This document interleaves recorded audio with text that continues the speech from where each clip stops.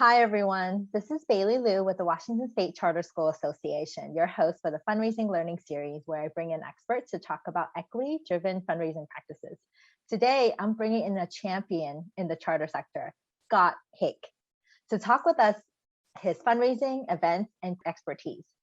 Scott is the first development director for the Washington State Charter sector and is the founding science teacher at Rainier Prep. He has worked as development director at multiple nonprofits and has taught neuroscience, evolution, aerospace science in Seattle and DC. So excited to have Scott here. Welcome, Scott. Thanks so much, Bailey. It's great to have the invitation. Please tell us a little bit more about yourself and how you transitioned into fundraising as a science teacher. Sure.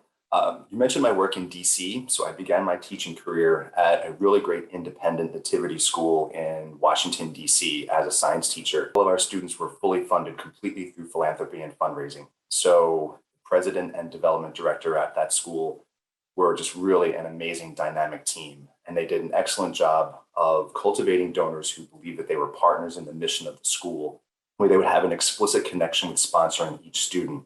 So the students that I was teaching were supported and continue to be, in a lot of ways, have friendships and relationships with the donors that supported them almost 20 some years ago. Seeing that kind of dynamic led me to put my name in for the development role at Rainier Prep when it was clear that we had to fundraise in order to cover the levy funding gap. So I'd started at science with Rainier Prep and really enjoyed that, but moving into fundraising, because we had such an authentic group of supporters right from the beginning at Rainier Prep, who were really involved in the school and supported it as champions 100%, it made sense to enter into the development and fundraising role with that in mind, that these were people that were already predisposed to be partners and wanted to expand our network with their friends and circles to include them as partners in the mission as well. I think that was really authentic for our way of proceeding at Rainier Prep because we build very strong relationships with our students and families and staff. Yes, absolutely. You have created such a strong and robust fundraising program for Rainier Prep.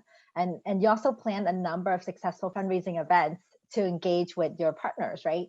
Would you tell us a little bit about your first fundraising event and how it has evolved over time? We called our first fundraising event Base Camp because it was the very beginning of everybody being in the same room for the same reason, for the same purpose, with the same long-term goal to understand what it would take to fully fund Rainier Prep. We knew that we were going into starting up a whole new way of fundraising for the school, not just for innovations right from the beginning, but that this would be a long-term kind of journey. So we called it Base Camp Essential Prep because we needed to have everybody on the same team to understand what we needed to move forward, the information about our students' achievement, the quality of the staff that we had, and the kind of partnership that we really needed to depend on as a widening circle. So we had a 150,000 fundraising goal for that year, and we exceeded that through the generosity of our supporters. And it was about 150 people, shoulder to shoulder, in a pretty small and tight-knit space, and everybody thought in the feedback that they gave that it was a fundraising event unlike other ones that they had been to. And that was our goal because we consider ourselves to be a pretty unique public school among others, and we wanted people to experience that as well. When we went to a live stream event the following year, we did as well as could be expected, and that was termed optimism because we felt like people probably needed a success story, which Rainier Prep certainly is because of the students and staff achievement. Our most recent fundraiser, our third, this past fall, was called Pathfinders, to recognize a number of trailblazing things that Rainier Prep has been up to. So our first class of alums are now seniors in high school applying to college. And they were the Pathfinders and trailblazers to lead the school and to really set the tone. They are now coming back to be mentors. And so trying to find ways to even improve and advance Rainier Prep's own mission. Our staff and our families are Pathfinders because they continue to want the choice for a quality public school in our community. And because of that kind of dynamic, we wanted our partners and our supporters to believe that they are Pathfinders as well.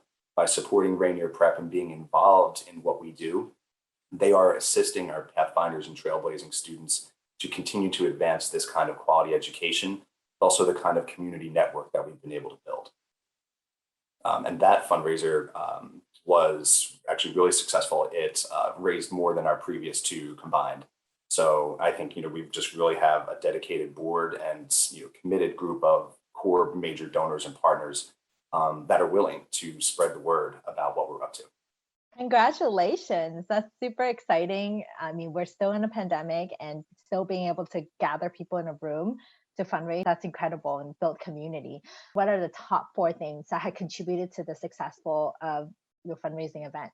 First, I just have to acknowledge the critical role of our board. Our board has been 100% committed to Rainier Prep right from the beginning, and we really relied on them to invite their circles in, and then over time to continue to expand that out. So once we have committed partners through the fundraising event, it's the development team's role to really steward and cultivate those relationships. But then year after year, we're asking our board to expand that out. And it's a team sport because the more that we understand what our messaging really needs to be, the more comfortable our board is in expanding out and bringing something into that's been really tried and true and tested. And then we try to understand things through an equity lens about what kind of story we really want to tell. And so we've done a lot of work with our DEI work about what ethical storytelling might be. You have had this as part of your series as well, which is so important. This is not a nonprofit where we're helping underprivileged families. That's not what we do. We are advancing the excellence and the vision of our community. Our community demanded this school.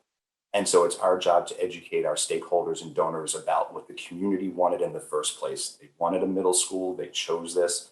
They continue to show up. The students work hard. The staff is there 100%. And so we then work really hard as a leadership team in order to understand the story, the messaging, the framing, so we adequately convey the vision of what our parents really want for their students. And then now that we have the alums, what their vision is of their future as well.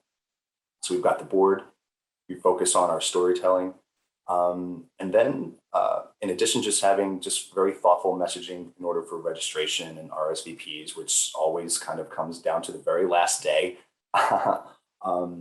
We really do try to reach out one-on-one to our existing donors and partners to involve them in this. So they will get the general mailing and invitations that we have. But I am now the new executive director and follow up one-on-one with people to make sure that they know that we want them individually and personally. We do respect and acknowledge their contribution. Their financial contribution to Rainier Prep. Succeeding fundraisers are about building the community. Then we just really want to ensure that that's consistent in how we give outreach up to the event and then even after, as we follow up with people and thank them one-on-one, not just generically, but to really cultivate that relationship, because that's what really mattered. Also engaged with the development committee from the board this year was particularly helpful in ensuring that we had the clearest messaging for the widest audience with the most impact that we could generate. Awesome. Thank you so much for sharing that. With your wealth of fundraising knowledge now, what advice would you give your former self or others trying to start their development program? Volunteers. When it comes to an event, definitely do not allow building of a pretty significant, competent group of volunteers to help you execute upon that vision. I've run into the trap of trying to do too many things on my own. And although it's been fine, it has been a little bit hectic. So as I have said, we really want people to feel like they're connected and partners. Volunteer base is the way to really do that. I would say the second thing is a strong development committee with the board.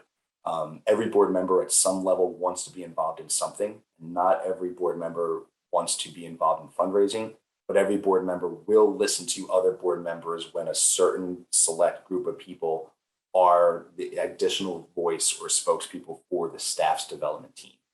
And that came in particularly handy this time with our event, where it was other board members that were able to encourage their colleagues to do X, Y, and Z additionally into the event. And that was really helpful for me as a staff member, but I think also for the board. Again, they see this kind of colleagueship and teamwork, and then it's something for them to connect into. Something else that I would tell myself is that even though we are a school, We're a public school, and it is really difficult to manage teachers' time. They're busy, but they're the primary people with the students. They know the stories, they know the families. And when I was a teacher moving into development, I thought that it would be easier to make that translation from, hey, I was a teacher too. Why don't you give me some more stories about what's going on in your classroom? It's not that teachers don't want to do that. It's very difficult for them to think about what story really matters to us or to me or what goes externally. And some of them are protective of what their students' experiences really are. I would not say that I necessarily kind of have it all thought through yet because it's still a work in progress. But if I were to tell my earlier self that, it would be to make fewer assumptions about people's time and how what they understand real need for the fundraising to be. Because just like with our external partners, where we have to understand how our messaging needs to be focused in a series of different ways and segment it, I think the same thing is true of your staff and colleagues. Thank you so much for all of your valuable advice and really appreciate having you as a colleague in the sector. It's great. Thanks so much for inviting me. And I just really appreciate this series that you got. I think it's great for all of us to understand how we can work together, and a rising tide lifts all boats. The sooner that we're all on the same page, especially on behalf of our students and families, the greater that the mission and vision of all of our work really is. It's about our families and students and centering their needs. So thank you for that, for your time.